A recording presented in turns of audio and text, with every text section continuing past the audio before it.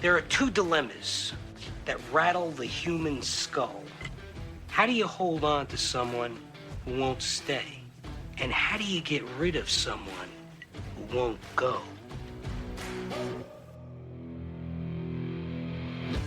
From Pod 617 Productions, it's Schein On, a presentation of Berkman, Bottger, Newman, and Schein. Now here's your host, attorney Evan Schein.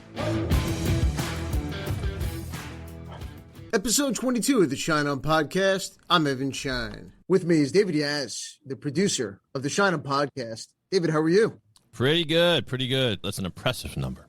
Dave, I got to tell you, it is special. And you know what? When I woke up early this morning, as I do each and every time we record an episode, I'm having my coffee. I'm prepping for today's show, and I'm looking at the calendar. And it hit me. We are almost at the 1-year anniversary of the Schein On Podcast, and that's absolutely amazing. Mm-hmm. And with the 1-year anniversary of the Schein On Podcast on the horizon, I have no doubt that producer Dave, or should I say Chef Dave, is hard at work cooking up something extra special in the Schein On kitchen as we get closer to the anniversary episode. Yes, I am working on it feverishly as we speak, as far as you know. Yes, we will have to do something. It would be cool to have a reunion show. Have all your guests return and say hi, you know. That would be fantastic. But Dave, before we hit that anniversary episode, let's get into today's show, which I'm incredibly excited for. And do we have a treat today? Coming up on the other side of this week's docket is my interview with author of the internationally best-selling book, The Worst Time of Your Life, 4 Practices to Get You Through the Pain of Divorce, divorce coach, Andrea Hipps. She's our featured guest this week on episode number 22 of the Schein On Podcast. This is an interview that you will not want to miss. All right, Evan, once again, the docket machine is ready to go. Are you ready, counselor? David, I'm ready. Let's do it. And now, let's see what's on the docket. Item number 1, my friend, on the docket comes to us from the Harvard Business Review, right in my backyard. The headline reads, Tough Parenting Decision? Take a page out of the CEO's playbook. And I'll read a little bit of the article. It's lonely at the top. This phrase often resonates with senior executives, but there is another group it applies to, working parents, particularly those who are managing their kids solo, and especially true when faced with tough choices. And then talks about how decision-making is particularly hard, but to follow the advice of CEOs when it comes to this. So I know you've reviewed this, Evan, but I don't want to steal any of your thunder. So tell us what you got out of it. Dave, such an important and interesting article in the Harvard Business Review. And look, this article draws the parallels between parenting and running a company. The article, and I love the title, Tough Parenting Decisions, Take a Page Out of the CEO's Playbook. The article compares the difficult decisions and challenges that face both senior executives, CEOs, and working parents. And the 5 self-management tips and practices in the article, check them out. They're incredibly important. And Dave, when I was reading this article, it reminded me of one of the early episodes of the Schein On Podcast, where we spoke with Dr. Philip Levy about communication in all relationships, work, marriages, business, sports, politics. And that episode still resonates with so many of the listeners out there, because what Dr. Phil talked about was the importance of communication, empathy, listening. And these are the skills that the article mentions when looking at our executives, our leaders, and also when it comes to parenting. And look, we've talked about before, but we're living in a time where everyone is being tested. Business leaders, executives, they're tested. Parents are being tested throughout the pandemic. Now as children are back in school and parents are back in the office and virtual schooling is a thing of the past. Everybody is juggling things like never before. Families are tested. Marriages, will they last or will they fall apart? Relationships, will people become closer or will people drift apart? And this isn't just in the family setting. It's in all settings, friendships, family, work, sports, business. And the questions are endless. As the article points out, many of the qualities that make our leaders great, empathy, patience, caring, commitment, loyalty, employees first, pivoting and adapting the skills that you need as a parent and as an executive. Everybody's trying to apply those across the board. And to quote my good friend and Schein podcast guest, Dr. Philip Levy, together, we are better. And you can go back and find that episode. It was episode number 3 of the Schein On podcast, and that posted back in December of 2020. But, of course, go to your Apple Podcast feed and scroll to the bottom or wherever you find your podcast. Item number 2 on the docket, very interesting one. This comes to us from the good folks at the New York Times. Why virtual weddings are no longer legal in New York. So, as ravaging as the coronavirus pandemic was, the article reads, there were a few bright spots. Dogs got walked more, humans discovered cocktails to go, and Zoom weddings became a thing. But on June 25th, the honeymoon was over. The weddings by video remained popular even after pandemic restrictions eased and larger in-person ceremonies resumed. Governor Andrew Cuomo lifted the executive order he originally issued in April 2020, allowing couples to be married online. So can't do it anymore. Your thoughts, Evan? Dave, when I saw this article, virtual marriage is coming to an end, it got me thinking about the way technology is going to be incorporated into my practice as an attorney and really the legal industry. And I've already seen certain things change in just the past few months. Virtual notarizations are now over. They're a thing of the past. Is the virtual world and how we've integrated the virtual world and certain technologies into our lives, is that slowly coming to an end? And look, I hope not. And I'll tell you, we've heard from so many listeners who have emailed me saying that when they heard Amy Van Doren's episode, they ran out and they purchased a plant for their virtual background so they could become better daters in a virtual world. Look, virtual court appearances, I do believe they're going to be incorporated in some respects going forward. I do think we're going to see a hybrid, and the future of a full return to a courthouse, that remains unknown. But I'll tell you this, from speaking to judges, we're not going back to the days where judges will have a calendar of 30 or 40 cases on, and people are sitting around waiting in a courtroom for their case to be heard. Long gone are the days when the inside of a courtroom is jam-packed. And just the other day, I got a notice of an in-person court appearance. And Dave, I was like a kid in a candy store when an in-person court appearance was offered to me. It was amazing. I mean, I can't wait to be back in a courtroom after not being inside one for over 18 months. And as a litigator, it was like coming home. And this leads into the question, where do we go from here? And we've spoken with experts and guests, Susan Guthrie, the expert mediator who we had on episode 15 of the Schein On podcast. She talks about mediation and how she expects there to be a hybrid of online mediations and also in-person mediations. But as you listen to her episode, she believes virtual mediations are here to stay and people will benefit tremendously because of that. And look, as I look at my own practice, which is focused on litigation, I do believe there's a benefit to having some appearances be conducted virtually. But I think for the cases that require in-person court appearances, I do think from speaking to judges, from speaking to clients and people, there is a benefit to being back in a courtroom in person to help settle cases. I really believe that. And it's just so nice that we're talking about the change. The Schein On podcast has run the journey of the pandemic, and it's nice that things are different from when you talk to some of the experts you mentioned. And by the way, you can find the Amy Van Doren episode, the other episode you mentioned, in the Schein On podcast feed. It was episode number 8 from March of this year.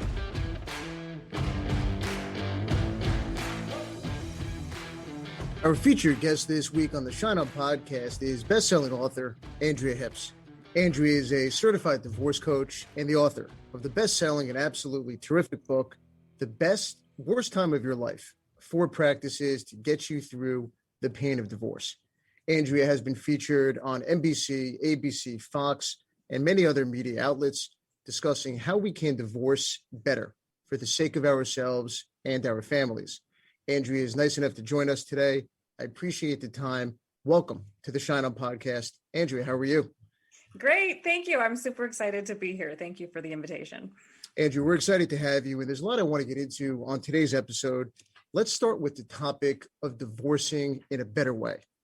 Can one of the most difficult periods in a person's life be handled differently without the damage and without the destruction and without the children being collateral damage, which unfortunately I find in my practice as an attorney happens when parents lose sight of what matters most during a divorce?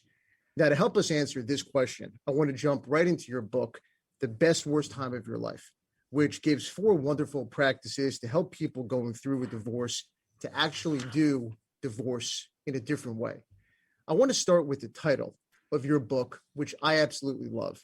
Right there on the cover, tell us the significance of the title of your book. Thank you for that compliment. And I actually hear that a lot, the best, worst time of your life. And most people can only tell you that long after they have gone through their divorce. But I think most people, myself included, would say, like Maya Angelou, I wouldn't take anything from my journey now, that there is so much learned along the path of the absolute crushing, breaking, splitting process of divorce that really helps you, and I'm putting that in quotes, helps you shed things that probably your life when you were married didn't need either. And I'm not just talking about your spouse. I'm talking about new ways of living, of thinking, and of being. And so now this next stage of life, I don't call it a new life because it's really a continuation of the life you've already had, gets to grow and flourish in ways that it never could have before. And so it does become, in retrospect, the best, worst time of your life. In the middle of it, I'm under no illusions. It is the worst time of your life. On the back end, sometimes you get to be able to put the word best in front of it. So, Andrew, I want to ask you about that because you mentioned the process. You mentioned it may not be something that somebody could appreciate or process when they're going through their divorce, that this could be a gift. This could actually be the best, worst time of their life. So in your capacity as a divorce coach, what would you say to a client, having been there yourself, walked the path of divorce in your own life? You've been on the divorce journey, the divorce roller coaster. You've experienced the emotions, the pain, the sadness. When somebody says to you, Andrea, my life was just turned upside down, my world was rocked, no warnings, no signals, how do I get to that place where I could feel that, where this could actually be one of the best things to happen to me?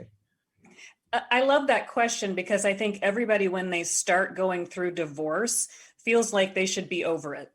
Like right when they get in it, they feel like they should be able to manage their mind, their heart, their organization of their home and their experience. People want to wrap their heads and hearts around this experience, what I've observed, far too early in the process. And so what we know about healing is we go through continuous cycles of restoration and back down again, and restoration and back down again. And most of the time when I'm talking to people who are in the back down again, they are very disappointed in themselves. They think, I should not have to hit this back down again because I just had a day or two that were really great. And so then why am I going back down again? I'm failing. I'm not doing it right. And I think the only way to really move through divorce is to walk headfirst into the pain, shake hands with it, and say, hey, buddy, we're on this ride together for at least the next year or two. And I think for most people, instead of doing that, they dig their heels in and they push against the pain and they're scared to death of the pain. And that keeps them in this very rigid, stilted place that doesn't allow everything to fall apart, which frankly, it's going to do anyway. Whether you push against it or not, everything's going to fall apart and then you're going to build it back up again. But I think most people are so frightened of feeling dark emotions.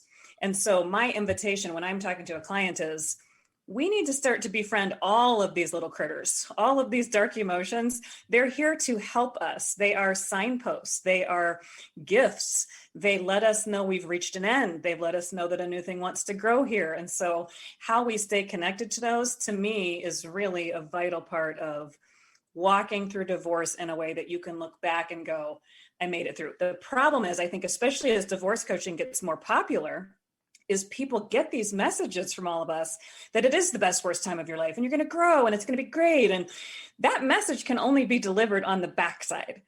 You cannot live that in the front side. You simply can't. You have got to walk with someone who can help you care for the darkness instead of skip over the darkness, which I think is sometimes what coaching can sort of promise erroneously. And Andrew, I love that answer. You mentioned pain and you mentioned going into it, shaking hands with it, owning it, and getting through it. What is it about the pain? What is it about those emotions and those feelings that makes it so hard for someone at the beginning of the divorce process to do exactly what you just said? Yeah, I think we just curate in our lives, especially as we become a more visual society, we curate a beauty.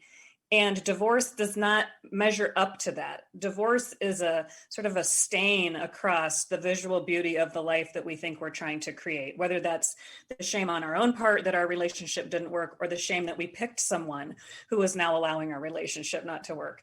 And so we try to create a visual that works too early on our divorce. And so in order to do that, we have to hide from the pain. We have to go, I'm good, it's fine, it's for the best, it's good, it's good, it's good, I'm good, I'm good, I'm good, I'm good. And really where pain stands is simply an invitation into something you've never been to. And most of us, when we think about the pain, especially when we were kids, we all have different stories of pain that we've touched throughout life. Sure. They're not usually things that we go back to and treasure. Divorce is the rare revolution in a life where you actually go through the pain. If you go through it carefully enough, you will reflect back on it and go, I can't believe who I became, the expansiveness that I have developed. And I always tell people when they're going through divorce, one of the most important conversations to have when you first start starting to get divorced is to collect divorced friends and don't ask them about their attorney, their process, their details, or their settlement. Ask them, what showed up in you that surprised you in this process? Tell me about who you became that you can't believe.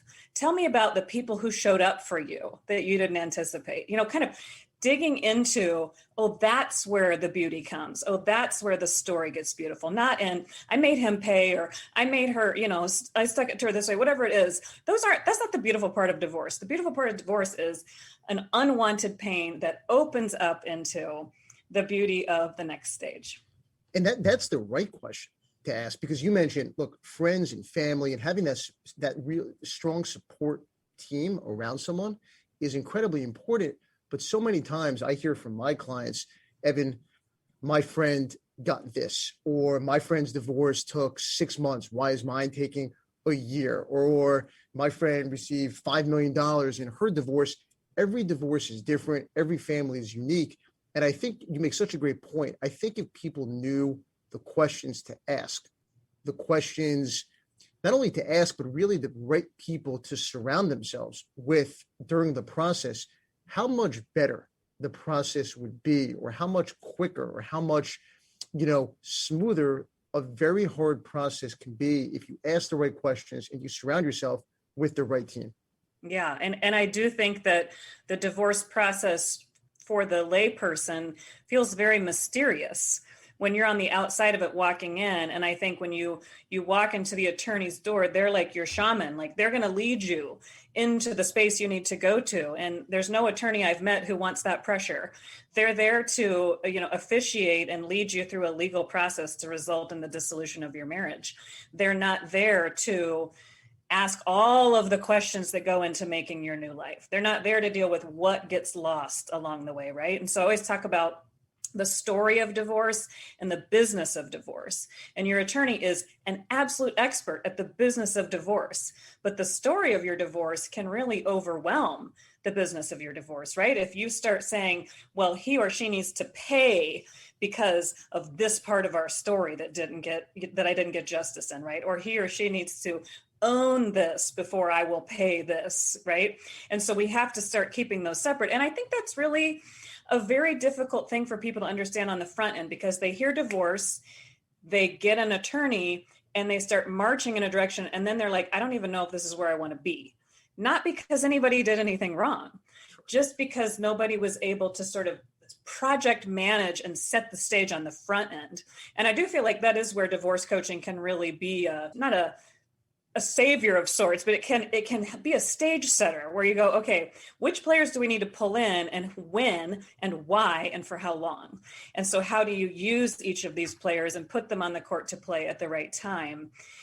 That to me was definitely a missing piece in my own divorce, because I did go to my attorney really saying, get me through this. And I know a lot of people do the same.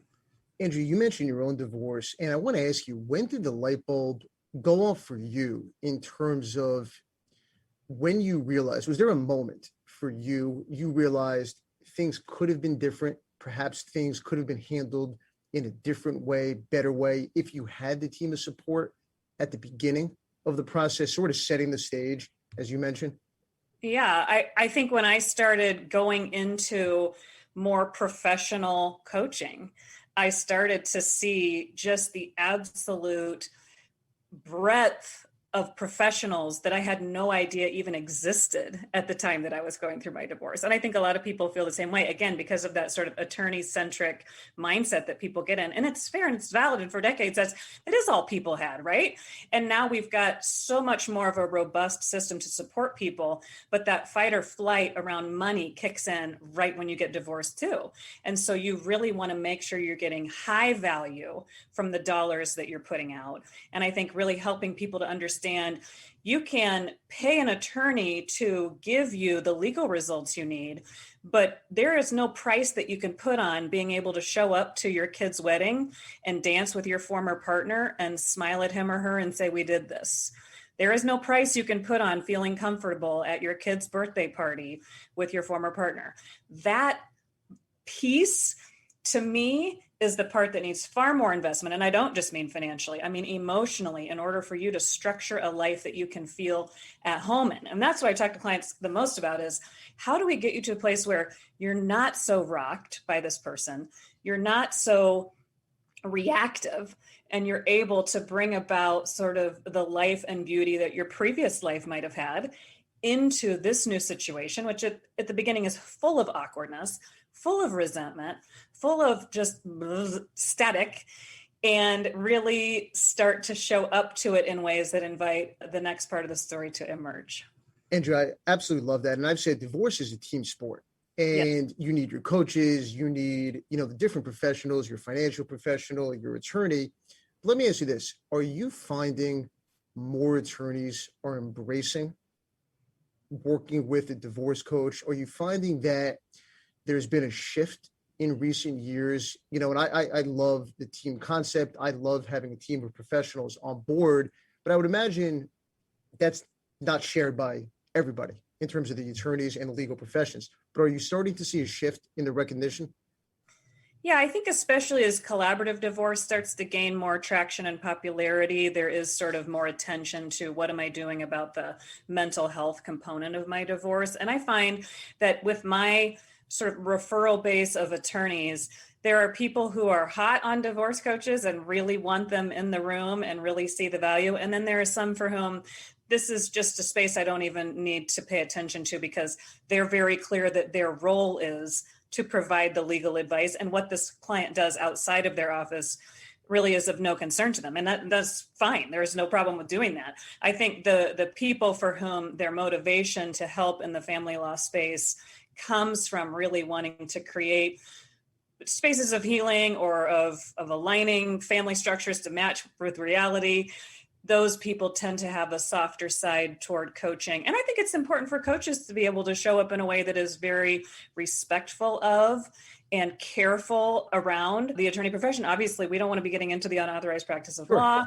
We want to be prepping people in the right ways, but we don't want to be overstepping. And so I think that's where the places where I enjoy the most comfort as a coach are places where that attorney and I have a relationship that is clear and supportive and really says, I've got this if you've got this, and that sort of collaborative, even if it's not officially a collaborative divorce experience. Andrew, when you hear from clients, and you work with clients both during the divorce process and when the divorce is finalized, when you hear from clients about their divorce and the nightmare that somebody went through and the 2, 3, 4 year divorce battle, what do you find in your practice are the biggest reasons why either a case went on too long or, and again, it's easy to play Monday morning quarterback and hindsight's 2020, but are there common things that you find in your practice when you work with clients that you wish you could have been involved in at the beginning that would have changed not only the divorce process, but really how someone communicates after divorce? Yeah, absolutely. And I think some of the main thing that happens is people have put an emphasis on needing to label the flaw in their former partner, whether they're a narcissist or they're whatever those words are. When they do that, which might be useful to them to help understand their former partner, it also can stall or halt even their ability or desire to figure out how to work with that. And so my work with people who find themselves in these sort of protracted experiences is really, how do we learn the operating system of your former partner? What do we absolutely know we can trust? People are very predictable. They act in ways that are very predictable. They have given you lots of data over the years that if you bring up X, you're going to get Y. And if you do it this way, this is what's going to happen next. And people still get sort of shocked and surprised that their former partner is operating in these ways. So the thing that seems to be missing in those protracted, long experience divorces are learning new ways of communicating that have less to do with the other person and have far more to do with protecting yourself and coming out of conversations in ways that don't add wounds. So I remember in my own divorce, there was a moment where we looked at each other and we just said, no more wounds. Just from here forward, we'll keep the ones we have because we can't drop them, but how about we not add new ones to it? When you do that, what I have noticed, what I am advising people and walking through this is, they lose a lot of that engine of injustice and I've been wronged and they don't deserve this and no way am I going to be nice and no way am I going to say thank you because this. I get it. They don't deserve your kindness, but you deserve your kindness. You deserve to be able to walk into these rooms with your attorney, with your former partner, and be the person you are in every other room in your life. The volunteer, the person who smiles, the person who checks on people, that person often gets checked at the door when you come into your legal process. And that's the part where people end up drawing out the legal situation because they're not facing the realities of the person that they're dealing with or the situation that they're in. I've talked to a number of people lately who have had very long, drawn out divorces because they don't want their kids to meet their former partner's new partner. That's a train that's just coming at you. And unless this person is a health and safety concern, your new life now needs to include this other person. And people sort of, again, push back. They try to stall it. They try to make it not happen. They file orders in order to say, no, she can't be there. He can't be there. No. And, one of the practices in my book talks about how do we say yes to this life we didn't expect? You cannot keep this new stage from happening to you. And when I'm watching people in these longer divorces, they are trying to take too much control over the other side of the street and not at all figuring out how to keep their side clean. And so to me, it is a lot about communication, but it is not about communication necessarily with the other person as it is with yourself to make sure you're not over communicating. So I have a phrase, disconnect to connect. And I think there's far too much of an emphasis on getting people to co-parent and align and be close and buddy and sort of all these celebrity photos of taking vacations together. That's not the reality for most people. When you put that pressure on yourself, you make it even harder. So learning how to simply be single, parent next to this person, stop wounding, and start learning how to communicate in ways that do not raise your temperature every time. That would be my biggest recommendation. Angie, it's absolutely fantastic. I love the phrase disconnect to connect. And you work with people during the divorce process and after the divorce process. When you hear, or do you hear from clients who you work with down the line that they look back and say to themselves or say to you, I see I could have done something differently. Maybe that was a battle I shouldn't have picked. Maybe that was a fight I shouldn't have had. And one of the questions, because I see this in my practice, if people would handle the divorce process in a certain way and pick their battles wisely, you're right. Some things are inevitable, whether it's the introduction of a significant other, whether it's certain things that are going to come up in the co-parenting world. If people would embrace that and realize certain things are going to happen, what's the life you want to live? And I think with that understanding, people would be more selective in terms of some of the battles they pick in their own divorce. Yeah, I do hear some regret, but that regret is only unless and until and after they have realized that their partner has, or their former partner has always been this way. And they realized they were operating out of fight or flight for years. And I think that's the thing that often doesn't get said either, is once the word divorce gets said, your brain is now on hyper alert. Everything feels like a threat. You're going to take my money, my house, my kids, and my life. Now I need to fight. And when we can learn that the fight actually reduces your ability to make the life that you want in the future, we can start to calm down and breathe and start to get past that reactive spot and get into the creative spot. And I have said before that creator and reactor have the same letters in them, just differently rearranged, right? Creator and reactor. So how do we keep moving from the reactive space? You're always going to react. Sure. But if you have to you don't always have to open your mouth when you react, right? You can let the emotion flow through you. It's a 90-second cycle. And at the end of it, you can start writing, frankly, even a grocery list that is going to start bringing your reactivity down and start creating the space for the creator to come out so that you can start imagining things differently. I think this notion of winning at divorce is ancient, it's archaic, it's expired, no one wins. It's expensive too. It's expensive, and frankly, everybody loses money and everybody has a little bit less of a life experience and financially in terms of the finances going forward. But that fear and that threat to your children, to your home, and to your finances keeps people fighting far longer than they want to. The only time I see that being a regret is when they start to see what they created in their attempts to protect their kids, what they instead created in their kids, which is typically a trauma where they're not feeling safe, they're not feeling like they can love the other parent, they're not feeling like they can love the other parent's new partner. Those kinds of difficulties end up biting you if you don't make space for them on the front end. Andrea, you have these 4 fantastic practices in your book.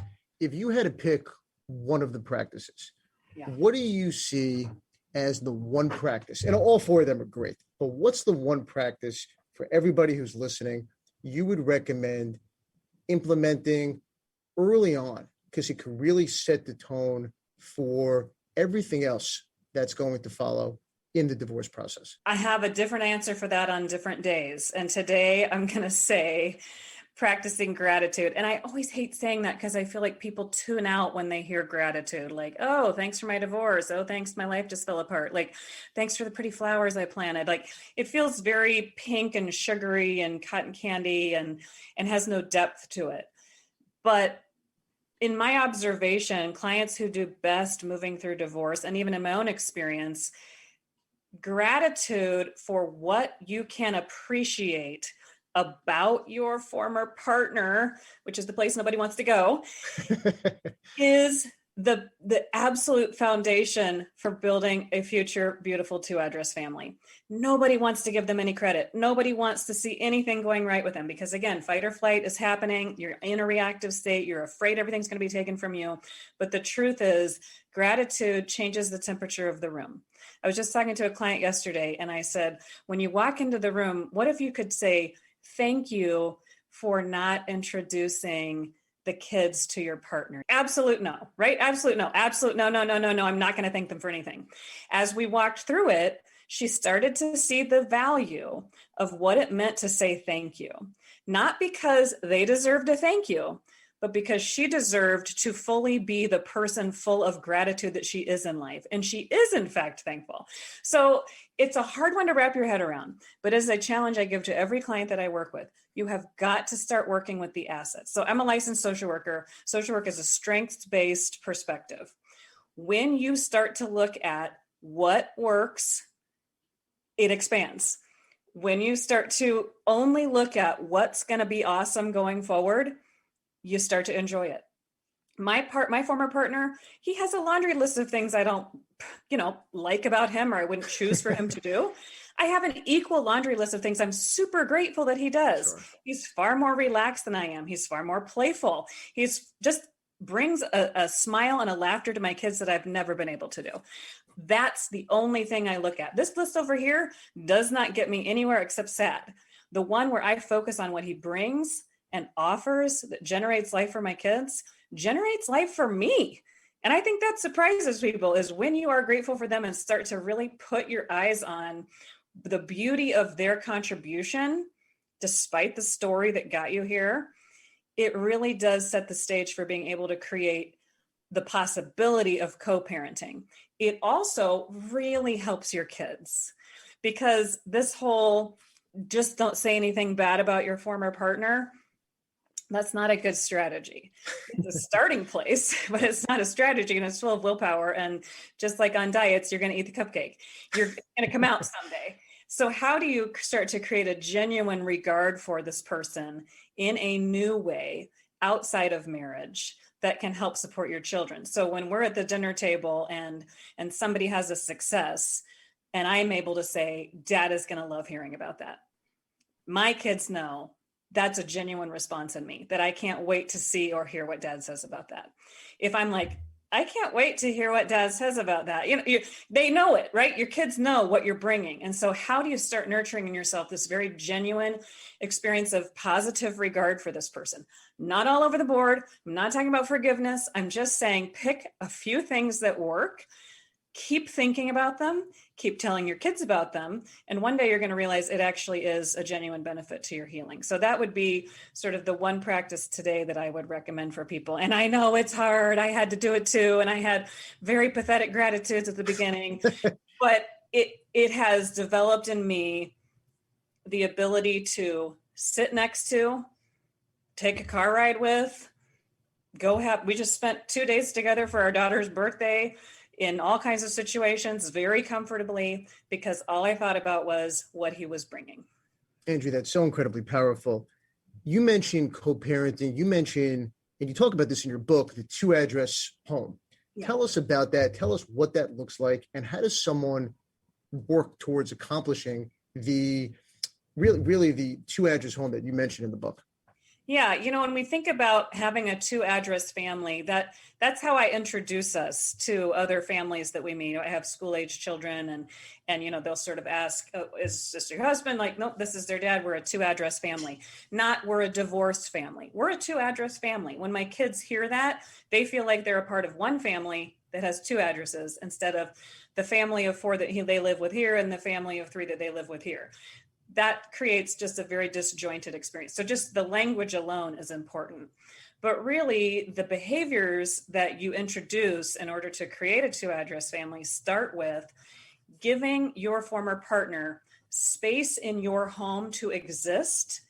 And I don't mean physically, sure, just emotionally and mentally, that this person is mentioned, talked about, known, included, that the sound of their name is not a record scratch. It's, again, sitting at the dinner table. What do you think Dad will think about that?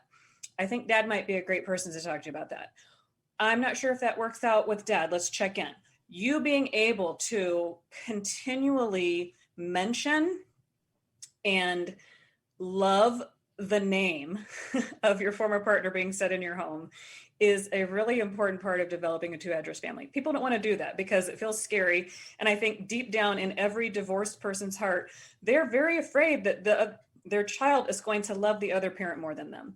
Not necessarily in a way that says, I love them more than you. It means I love living with them more than you. We're all afraid that there's going to be some moment where our kids, in the choice they have between the two of us, are going to pick the other parent, right? And so we get scared to bring them up, because if they're that awesome, then that means I'm not awesome, which means I now have to fear that they're going to not be with me as much. So I think that being able to mention that is really important. And again, being able to say in front of your children, be able to list off the 3 things that you can appreciate about their other parent, genuinely, to their face, out loud, saying it over and over again, creates a feeling where your kids can reach out in either direction and know that they're touching family. I think it's really hard when we get stuck. And, I say to people, you can only lead people as far as you've grown.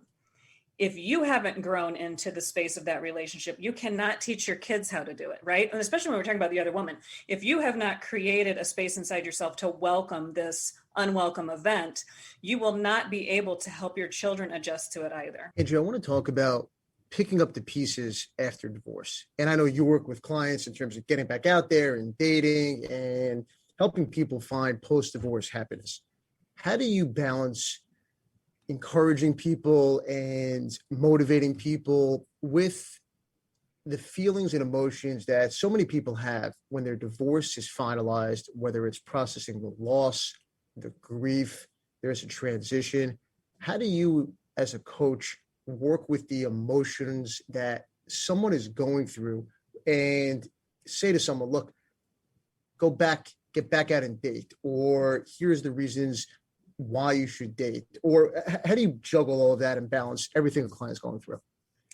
Yeah, when we're talking about, quote, moving on, it's interesting because the people who they often think, once I get these divorce papers, that's when I'm going to be able to move on. And like you sort of hinted at, there can be more of a crushing whoa that happens at the end of that, more than the divorce parties that I've seen happen more recently on the internet. And I see that all the time, because that moment where a client receives the signed judgment of divorce, that day, the months that follow is incredibly hard for not everybody, but for some people, it's a very hard time because the reality sets in. Yes, exactly. And I think that divorce is a form of a trauma. And what we know about trauma is it can rob us of our imagination. And when it robs us of that imagination, all we feel is the loss, because we can't picture life now. We don't have a lot of role models of people who are living well post-divorce. We don't have really communities that are set up to hold the 2-address family in a way that feels neutral, right? There's usually some form of pity or disappointment around families with that narrative. And so the darkness of those emotions, to me, again, pain is the invitation. When you can go into them, you can clean them up a lot more quickly. I think for people who are moving into a space of dating again, there are a couple things that have to happen. One is you have to fix your picker, which, many people will either date reactively, meaning they go out and date the opposite person that they were married to, which often doesn't end well, or they will date the same person just with a different flavor to it. Sure. And really being cognizant that dating is not the emotional experience that it was when you were 22. There is a science to dating. We know a lot more about the chemical creations of love versus abiding soulmate love, and not getting wrapped up into some vibrant chemical cocktail for a year with somebody who just makes you feel good versus marrying them 6 months later, right? There are so many things to be aware of that really didn't factor in when we were in our 20s and dating in the same way. So I think for people who are facing the dark that happens at the end of the legal process, part of what we're working on is starting to develop that imagination. No, it shouldn't be this way, but if it was this way, how could it look? And if I could imagine myself feeling happy, what are the ways and spaces that I've done that? And I think, to be very honest with you, what are the healthy ways that I have done that in the past? Because there's a lot of unhealthy buffering coping mechanisms that people use during divorce, including alcohol, that are not sustainable in the long term. Andrea, it's such a great point. And as we finish up on the Schein podcast, you have workshops, you have webinars, you have different resources for so many people who are either going through the divorce process or who are newly divorced. Tell us about your workshops and how can people learn more about you and your work and get in touch with you? Sure. Thank you. I have a website. It's my name, AndreaHippsDivorceCoach.com. There's 2 P's in Hips. And on that, I have all manner of supportive things. So just check it out. And in fact, I just put in a discount code for Schein On podcast listeners. The discount code is Schein On, and you can go in there and get my book for 20% off on my website. There's also a button that you can push on there that says schedule a free call. And I promise you, if you schedule a free call, it will be the most valuable 30 minutes you have spent on your divorce this month. I will help you walk away with a strategy, even if we don't work together, because I care deeply that people get the boost and the bump that they need to keep walking in a direction that supports a healthy future family. And there's lots of other things you can get on there. I have some freebies and some communication guides and other things like that. And you can also sign up for my weekly emails, which I offer. Really, I call them my guardrail email. It's just, here's the bumper lanes to stay in between. I talk about parenting. I talk about emotional management. I talk about the other woman. I talk about dating, all kinds of things. And if you stay connected to that, you'll stay connected to me. Such incredible resources. And Andrea, I've said, and I'll say it again, your book is one that anyone who's listening, people should absolutely sprint to pick up. You heard that, not walk, not run, but sprint to pick up a copy. The title of the book is The Best Worst Time of Your Life, 4 Practices to Get You Through the Pain of Divorce. Andrea, I want to thank you for coming on the Schein On podcast. It was such a pleasure speaking with you and having you on the show. Thank you. And thank you for being the kind of attorney who supports the team sport of divorce and really looks for ways to support your clients in that holistic way. I'm very grateful to have been on your podcast today. Thank you, Andrea. Episode 22, it's in the books. Author and divorce coach, Andrea Hipps. Absolutely great stuff. To all the listeners, thank you for listening. You can find the podcast on Apple, Spotify, Stitcher, Google, and wherever else you listen to your podcast. Follow me on social media. I'm everywhere. Check out this episode and all episodes of the podcast on my website, and you can read my latest blogs featuring our wonderful podcast guest, ScheinonDivorce.com. I'm Evan Schein, and I'll talk to you again real soon.